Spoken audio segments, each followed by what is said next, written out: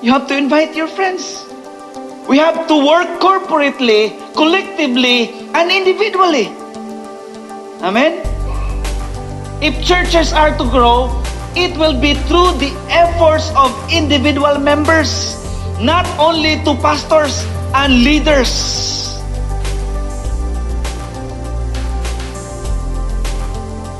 I will be reading in Mark chapter 2, verse 1 to 12. A few days later, when Jesus again entered Capernaum, the people heard that he had come home.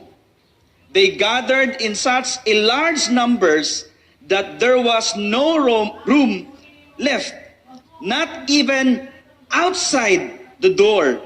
And he preached the word to them. And some men came, bringing to him a paralyzed man, carried by 4 of them. Since they could not get him, Jesus was with the crowd. They made an opening in the roof above Jesus by digging through it, and then lowered the mat, and the man was lying on. When Jesus saw their faith, he said to the paralyzed man, "Son, your sins are forgiven." Verse 6, now some teachers of the law were sitting there, thinking of themselves, "Why does this fellow talk like that? He is blaspheming. Who can forgive sins but God alone?"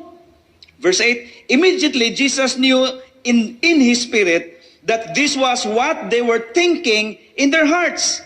And he said to them, "Why are you thinking these things?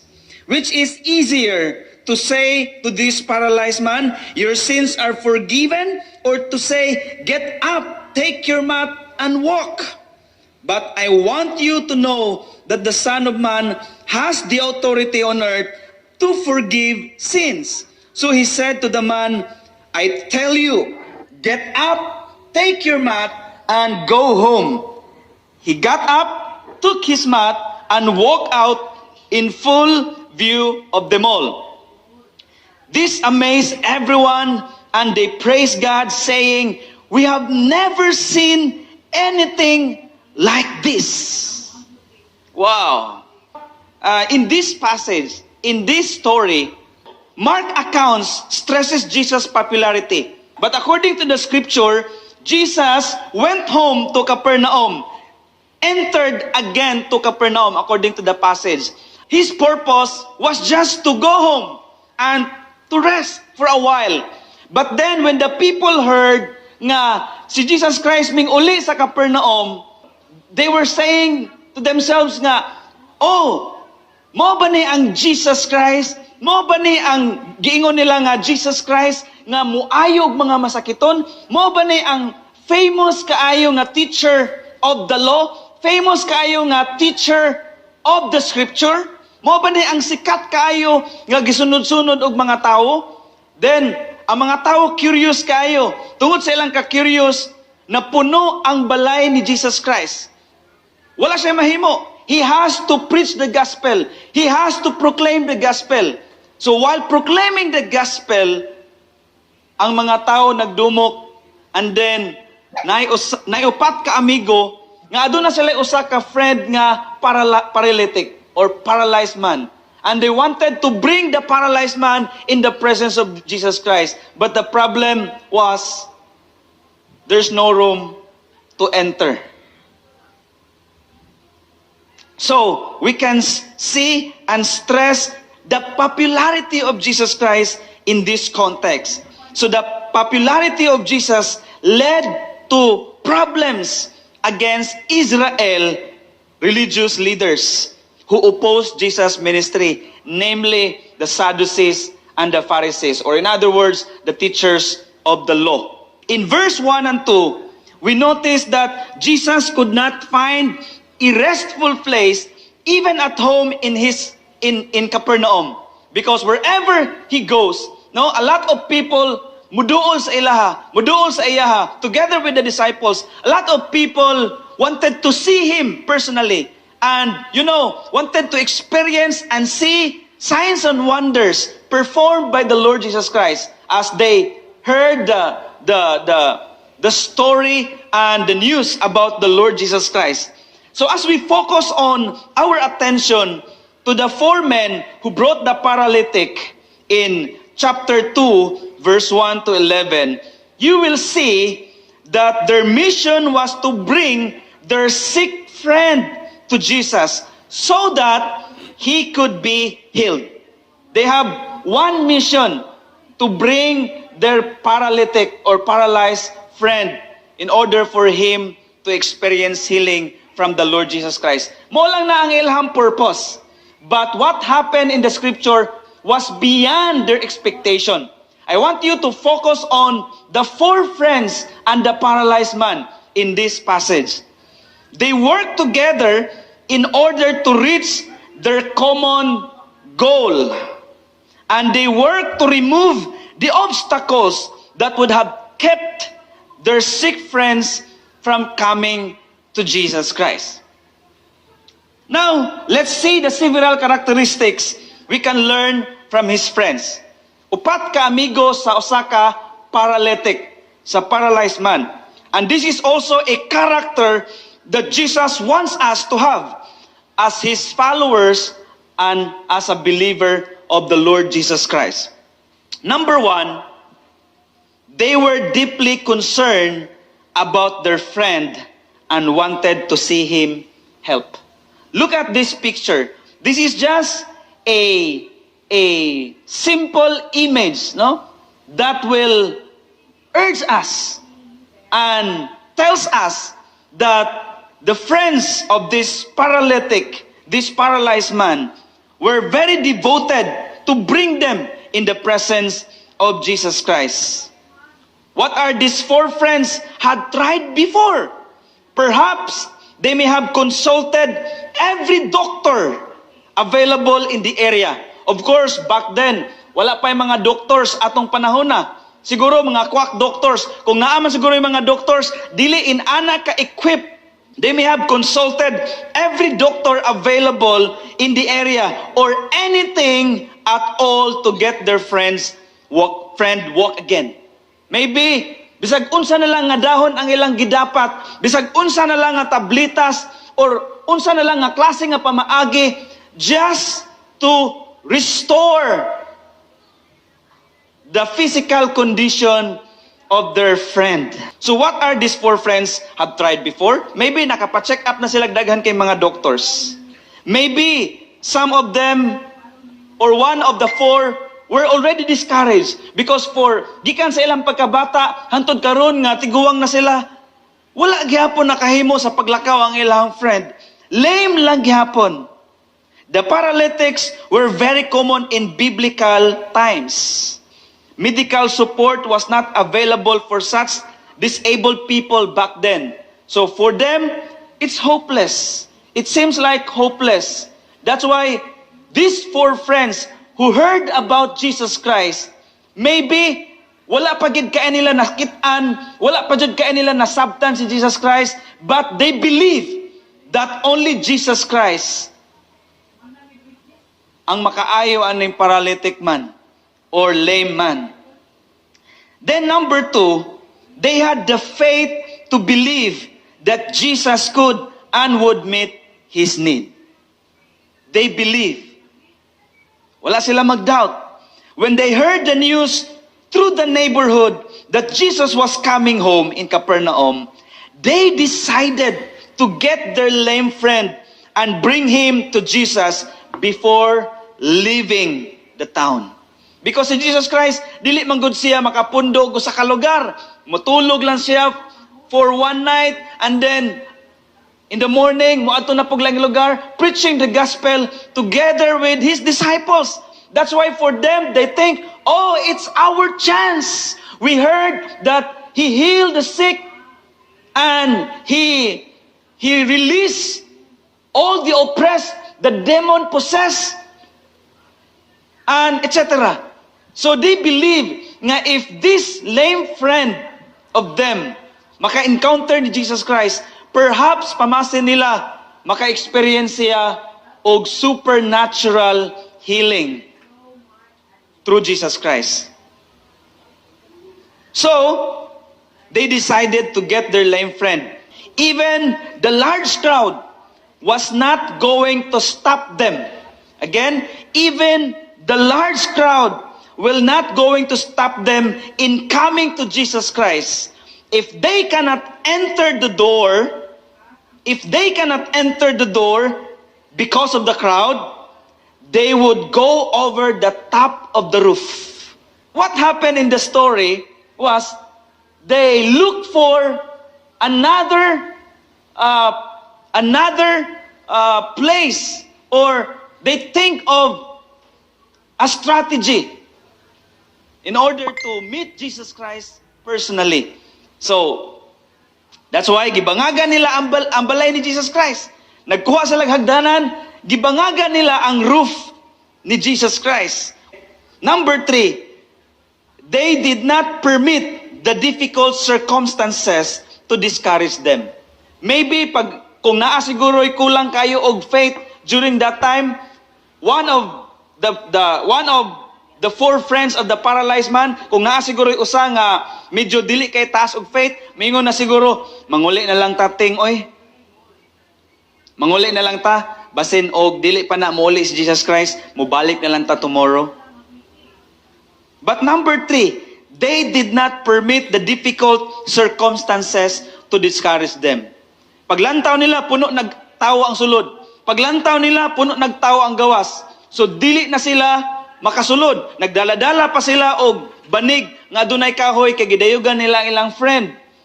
But ang sa ilang gibuhat, extraordinary. They had 2 options, to go back or find an alternative way to enter the house of Jesus Christ. The Bible says that they were digging through it. Alright? Are you with me? They were digging through it, and they made an opening in the roof above Jesus by digging through it, and then lowered the mat the man was lying on. As you can see in the picture, they had 2 options, to go back or find an alternative way to enter the house of Jesus Christ. So, the one that they were digging was the house of Jesus Christ. Imagine this. Nagbuhat kag Bible study sa inyong balay. Dayon ay gusto maminaw sa Bible study inside sa imong balay. And then, tungod kay wala na yung opportunity to enter, kay taas kay imong gate, daghan pa kay tao nga naminaw sa Bible study, then one of your neighbor will demolish the roof of your house. Will destroy the roof of your house. Just because of the eagerness to listen sa Bible study, di ka masuko, oy, nga na yung nang guba ang ako ang atop. Di ka masuko. But look at the reaction of Jesus Christ in this context, in this passage. Wala siya masuko. Pwede ra gud unta to nga moingon sila, well, wala na may chance nga makaduol ta ni Jesus Christ. Ugma na lang ta, mubalik na lang ta. Maybe we can come back tomorrow. But the eagerness to see and meet Jesus Christ was there. Unya, kana nga spirit nga eagerness, naana sa yang upat ka amigo. Are you with me? Amen? Nakasunod ba mo sa story? Number 4, they worked together and dared to do something different. They worked together and dared to do something different. The entrance was black, filled with people, and they were unable to get in. While Jesus was deeply involved in preaching the word of God to the people inside and outside his house, some strangers started tearing the roof of his house apart. Perhaps Jesus himself must have looked up to. Natingala siguro siya, kinsa maning nagguba sa kong balay. Nga nung gibuslutan man nila ni. Maybe ang mga tao sab nagpangutana. In other words, these 4 guys demolished the roof of the house of Jesus Christ. Balay lang naman ni Jesus Christ ang ilang gidemolish. Dili balay sa mga disciples. But you know what? Listen to this. Jesus was not angry by the demolition. Amen? But you know what? In this story, si Jesus Christ, wala siya mingon, ikihata mo karon. Nga na iyo man nang gibungkag na akong atop. Nga na iyo man nang giguba akong atop. Pwede naman datog mingon mo, excuse. Tabi po. Pero wala si Jesus niya na. He was not angry by the demolition of the ceiling, but he saw their faith. Wow. He saw their faith, not the demolition. Amen? Amen? Silent makay mo diha. The paralytic was blessed. The layman was blessed. Why? Because of his 4 friends. Nga adunay pagtuo. Friends with faith. These 4 men on the roof were serious just to bring their friends to Jesus. They had faith in Jesus. They have faith in Jesus. And they believed that Jesus could do something for them, especially to their lame friend. Jesus saw their faith, according to Mark chapter 2, verse 5. It is the evidence by their great effort to assist their paralyzed friend. Tungod sa ilang eagerness, tungod sa ilang faith, nakauna-una sila, bangagan na lang nato ni ang atop nga balay ni Jesus Christ. Gitunton na lang nila ang ilang paralyzed nga amigo. We don't have other chance. We don't have other ways to meet Jesus Christ, but to demolish the roof of Jesus Christ. And let's find out what will happen next. And because of their faith, mao na ilang gibuhat, brothers and sisters. No, usahay, as a Christian, daghang kita rason, di lang sa kumusimba ron ay. Are you with me? Di lang sa kumapil og prayer meeting ron ay. Di lang sa kumapil sa discipleship ron. Di lang sa kumapil sa praise and worship practice ron. Pass lang sa ko ron, di lang sa kumulid or whatever scapegoats we have. But you know what? Look at the 4 friends and the paralyzed man. Kung simba pa ni, humana na yung simba, pastor? Pwede, naana po yung laing service? Or ana ba? Pwede ka mabalik inig second service. Ana na yung second service? Kini mo yung nindot. Amen? Karabang eager kayo ba? Di kayo nagkabuntag, yung nagkadomingo, ay, sa iwa sa 7:30, uy, tuog sa ako. Pero grabe, eager kayo sila. Ang ilang faith to meet Jesus Christ. This is the evidence of their faith. Then Jesus responded by dealing with the friends' need better than they had expected. Unsa ilang gi-expect is just to meet Jesus Christ and expecting signs and wonders will happen to their friends. But you know what? More than pa, beyond pa ang gibuhat ni Jesus Christ sa ilang friend nga paralyzed. And of course, without them, the paralytic would have been unable to come to Jesus. Again, without them, the paralytic would have been unable to come to Jesus. Kung wala ning faithful nga friend sa paralyzed man, dili siya makahimo sa pag-atubang ni Jesus. Amen? That's what faith is all about. You too must believe that He can do something for you. Amen? Jesus saw the faith of the 4 friends of the paralyzed man. When Jesus saw the faith in their eyes, in their hearts, He didn't mind that he was interrupted. Niya, wala siya nagmind nga gidemolish ang iyang balay. And after the moment, he looked at the layman laying on the mat in front of him and said, Son, your sins are forgiven. Wala siya may ingon nga, wala siya nangutana, unsa may inyong plano nganong gitunton man ninyo ni? He knows already. He knew unsay problema sa paralyzed man. Unsay purpose sa upat ka amigo nga nagtunton sa lame man. That's why niingon siya, Son, your sins are forgiven. Probably, pag ingon ni Jesus Christ, Son, your sins are forgiven. Niingon siguro tong upat ka amigo, excuse me, Jesus, wala man mining ari para pasayloon nimo ang iyang sala. Ning ari man mi para ampuon nimo siya ba? Ayuhon nimo siya sa iyang sakit ba? Probably, ilang may, ning ana siguro. Probably, they were wondering why. Are you with me? That's all. If you observe, it appears as if Jesus is not taking them in their paralytic friend seriously. As if Jesus did not address the issue. Murabag, okay, di ka katindog, okay, your sins are forgiven. Uli na sa balay. Murag ana ba? Is that what this man and his 4 friends had come for? Mao ba na ilang giari sa balay ni Jesus Christ para ingnon lang siya or makadungog lang sila nga your sins are forgiven? Does Jesus avoid the need for physical healing which the man is so desperately long for?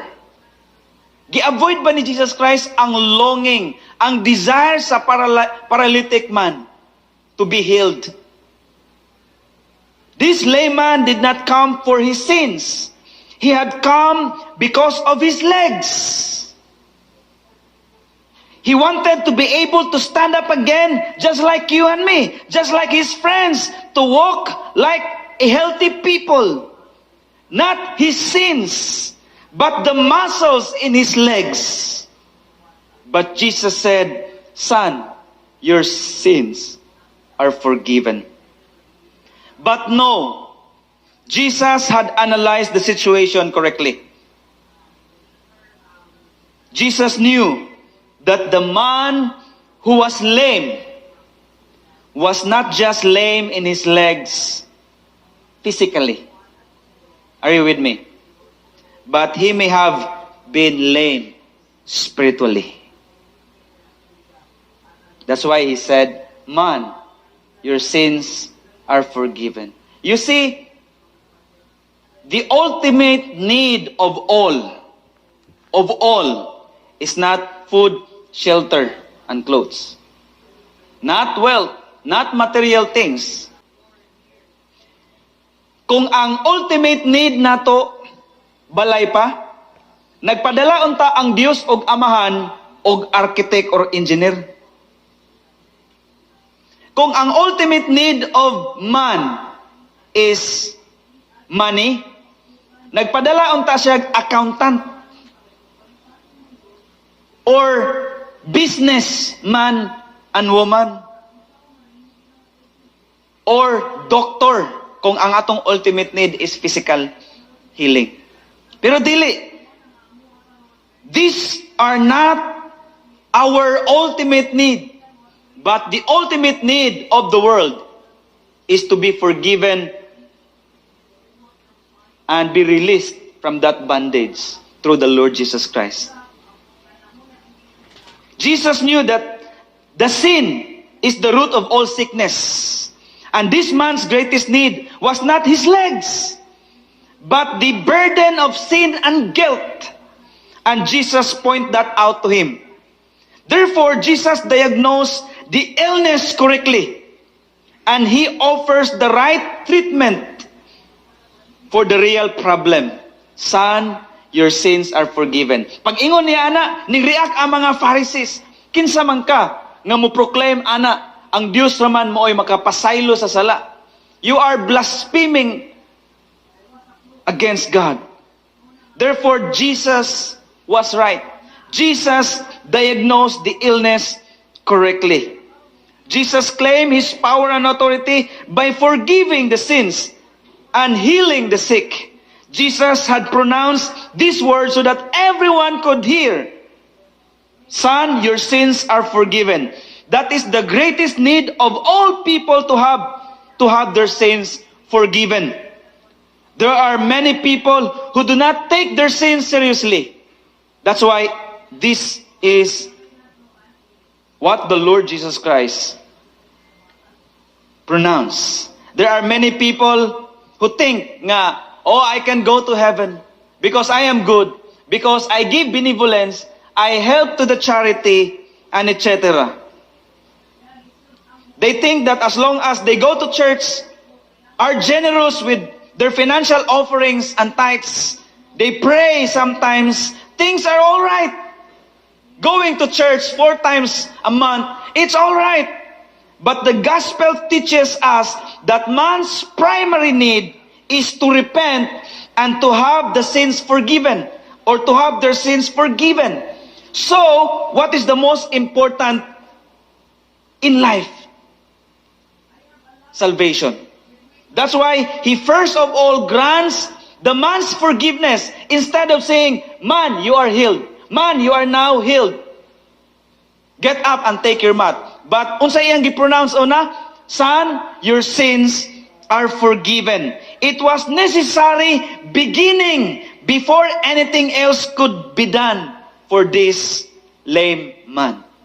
His sins must be forgiven first in order for him to experience divine healing.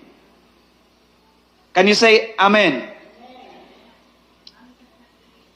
In verse 6 to 7, the teachers of the law were correcting Jesus Christ. Who can forgive sins? Only God. But they did not realize that Jesus was the Son of God. Skeptic. Jesus gave the paralytic a threefold command. Unsa man ang mga threefold command? According to the scripture, Jesus said, get up. When he finished declaring and forgiving the sins of the lame man, he has threefold command. He said, get up. It means Jesus Christ tested his faith. And number 2, take your mat and go home. He required him to assume responsibility for himself that others had previously shouldered. It means, take your mat and go home. It means you have to proclaim what had happened in your life. You need to share what happened in your life. Go home. It means give him the direction that he needed. Go home and sin no more. Be transformed. And the man responded to all 3 commands immediately and obediently. So the pronouncement in Mark chapter 2, verse 10 means that the one who has authority to forgive sins in heaven is present in the Son of Man to forgive sins on earth. And only Jesus Christ can forgive sins. Not the pastors, not the priests, but Jesus Christ. So the healing of the paralytic man reveals that he was in need. He was in need.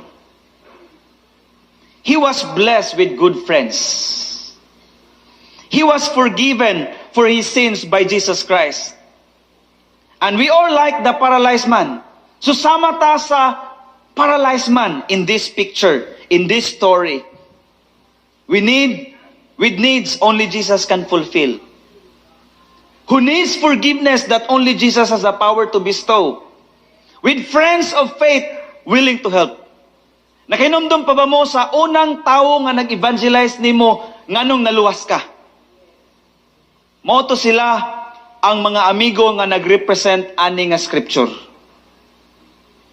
Thank them. Bless them. Pray for them. Because without them, wala ka diri karon. Amen? I hope you will treasure that. And the healing of the paralyzed man reveals to us that he, Jesus Christ, is the Son of God. For no Old Testament prophets ever claim personally authority to forgive sins. Only God can heal and forgive sins. This was a strong testimony of Jesus Christ's deity, that these actions are equally impossible to men, but to Jesus it is possible. Any sinful person can be forgiven by the Lord Jesus Christ as long as they are willing to humble themselves to the Lordship of Jesus Christ. The question is, Do you believe in Jesus Christ as your Lord and Savior?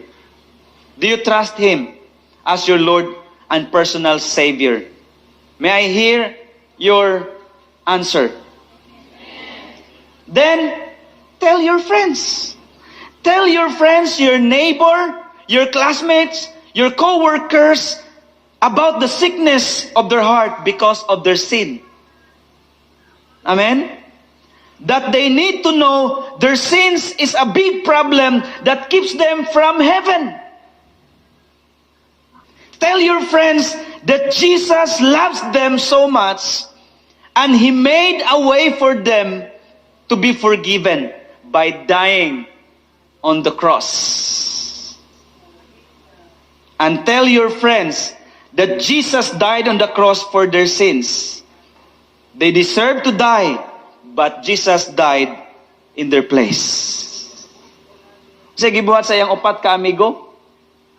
Nangita sila pamaagi para lang gyud mahimamat sa ilahang bakol nga amigo si Jesus Christ. Ang ilang expectation is ayuhon lang ni Jesus Christ. Pero beyond their expectation, Jesus performed supernatural way. Amen. In other words, Christians must work together in order to reach out or to reach our common goal. Unsa man atong common goal? The Great Commission.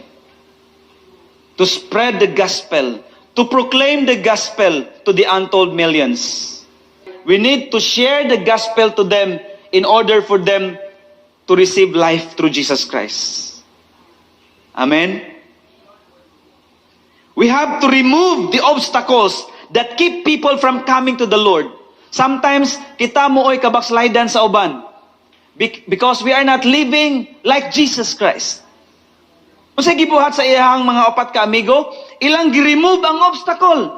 Dili sila kasulod sa main door, but they remove the obstacle. They demolish the house of the roof of Jesus Christ in order to fulfill the desire of their friends, in order to receive life and to be healed through the Lord Jesus Christ.